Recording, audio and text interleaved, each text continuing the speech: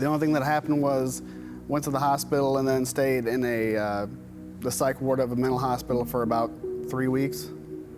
And they got me on meds, I guess getting back to the right frame of mind where suicide isn't an option, where the grass is greener on the other side somewhere. But I still didn't feel like we got to the root cause of any problems. They just kind of fixed the immediate issues, stitched me up, and sent me out the door. I was thinking about suicide again, and that's when a friend referred me to Renew Clinic. I couldn't hear anything, I couldn't see anything, I couldn't feel anything. And then all of a sudden I heard my son's heartbeat. And in that moment, I was like, well, he's fighting, so maybe I should fight. I just remember waking up in the hospital and I was asking what was going on. My mom was beside me, my little brother was beside me. And then the first thing that I thought of was, how's my son doing? Is my son okay? And they told me that he was fine. His heartbeat was perfect.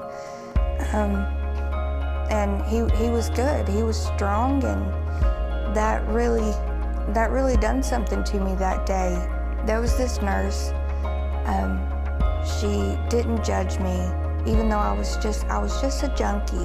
She helped me call rehabs, so that way I could get off this stuff. Sarah had given me a scholarship to be a part of the Renew Clinic IOP. Immediately after I got there, I got the sense of people actually care about me and what's going on in my life and in my head. My sponsor told me this: you can fake caring, but you can't fake showing up. And I think that's what's different about Renew, is people are actually present and showing up to make a difference in their life and in yours. God was actually really there. I could feel it.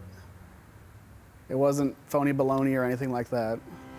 So then whenever I started at Renew Clinic, I felt the presence of God the first moment that I walked in, the very first moment that I walked in. And that's what was so different for me about this place. This place really opened me up to the fact that God really does love me, and there's a reason that I'm still here. There's a reason that I'm not dead. There's a reason that I pretty much have my kids back right now.